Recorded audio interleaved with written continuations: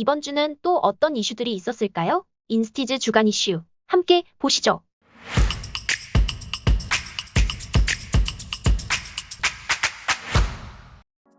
5위 NCT 드림 오마이걸 동시 컴백.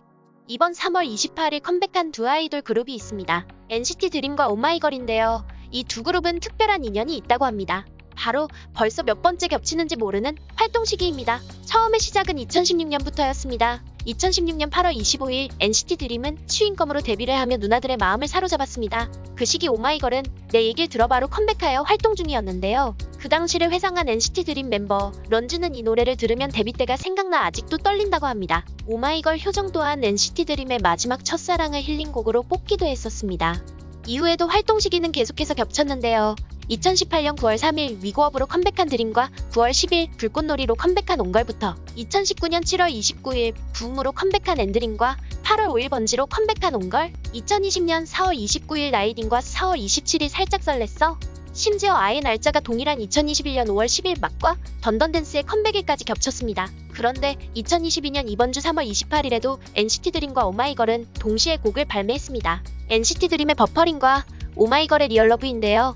둘 다 아이 차트에서 선의의 경쟁을 보여주고 있습니다. 이에 네티즌들은 이번엔 둘 다 정규 2집이다. 둘 다 대박나자. 옴걸 데뷔팬인데 이제 엔드림. 정들었다. 이쯤 되면 서로 상의해서 컴백해야 하는 거 아니냐는 등 신기하다는 반응을 보였습니다.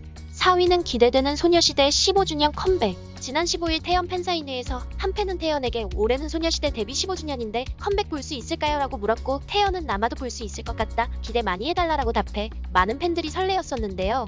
이어 지난 30일 수영도 인스타그램 스토리를 통해 15주년 소감을 묻는 질문에 준비됐냐는 답을 보였습니다. 이외에도 종종 모여서 줌으로 회의를 하는 등 컴백을 암시하는 모습을 보여주어 팬들은 준비야 진작에 됐습죠. 최고로 모시겠습니다. 아닌 건 아니라 하는 김태연. 콘서트 준비하냐고 물어본 건 아니라고 단호하게 말하는데 소신은 긍정한다? 나 김치국 원샷 했어 지금? 다들 모른 척 해주자. 암튼 기대한다. 울 소식 컴백만 해줘. 돈은 내가 쓸게. 등 기대감을 드러냈습니다. 3위 예랑가랑 유튜버 폭로? 유튜버 예랑가랑이 폭로를 당했습니다. 친구이자 또 다른 유튜버인 연병의 폭로였는데요.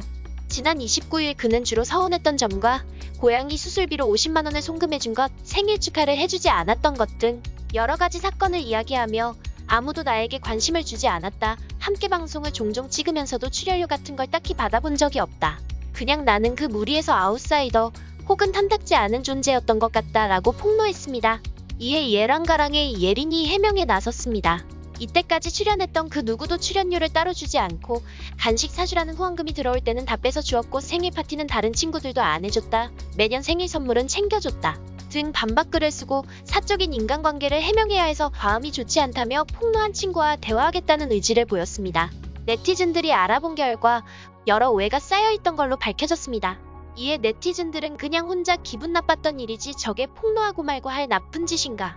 친구끼리 사소한 다툼 같은데 이걸 제3자가 왈가왈부하는 게 이해가 안 가요. 유명인 아니었으면 멀어졌나 보다 하고 넘어갈 일임. 등 굳이 논란될 필요가 없다는 반응이 대다수였습니다. 2위 손예진, 현빈 결혼식, 화사한 봄, 벚꽃이 피는 계절, 결혼한 두 연예인이 있습니다. 화제의 탑스타 커플, 손예진과 현빈입니다. 지난 31일 두 사람의 각 소속사는 오늘 손예진 배우와 현빈 배우가 결혼식을 올리고 부부로서의 첫 발을 내딛게 되었습니다. 두 사람의 웨딩 사진을 통해 소식을 전해드립니다라며 웨딩 화보 사진을 공개했습니다. 공개된 사진 속 둘은 봄과 같이 화사한 미소를 지으며 웨딩 화보를 드라마 촬영으로 착각하게 만들 만큼 아름다운 모습을 보였습니다. 현빈과 손예진은 31일 오후 4시 서울 광장동 쉐라톤 그랜드 워커힐 호텔 에스톤하우스에서 결혼식을 올렸으며 비공식으로 진행되었습니다. 웨딩 화보를 본 네티즌들은 이날 결혼식 시작 전부터 많은 관심을 가지며 진짜 잘생기고 아름답고 레전드. 그냥 원래도 둘 다 멋있고 예뻤지만 미소가 행복해 보이니까 더 아름답다. 미소만큼 행복하게 사시길. 와, 그냥 영화 스틸 컷이네. 등의 반응을 보이며 결혼을 축하했습니다. 1위 아카데미서 뺨 때린 윌 스미스. 배우 윌 스미스가 지난 27일 제94회 오스카 시상식에서 배우 겸 코미디언 크리스 록의 뺨을 때렸습니다. 이날 시상자로 나선 록은 스미스의 아내 제이다 핑켓의 삭발한 헤어스타일을 소재로 농담했는데 이에 격분한 스미스가 무대로 난입해 록의 안면을 가격한 것입니다. 이후 미국 아카데미 시상식에서 사상 초유의 폭행 사건으로 시끄러워지자 배우 윌 스미스는 하루 뒤인 28일에 공개 사과를 했습니다. 윌 스미스는 폭력은 어떤 형태로도 해로우며 파괴적이다. 내 행동은 용납할 수 없고 변명의 여지가 없다며 잘못을 인정했습니다. 이어 나를 향한 농담은 배우로서 받아들일 수 있는 일이지만 제이다의 질환을 두고 농담한 것은 나로서는 참기엔 심하다고 생각해 감정적으로 반응했다고 당시 상황을 설명했는데요. 미국 내 여론은 상당히 비판적인 것으로 나타났습니다. 윌 스미스가 크리스의 뺨을 때린 것에 대해 투표에 참여한 13만여 명의 응답자 중 83%가 폭행이 맞다고 답했고 맞을 만했다는 응답은 17%에 그쳤습니다.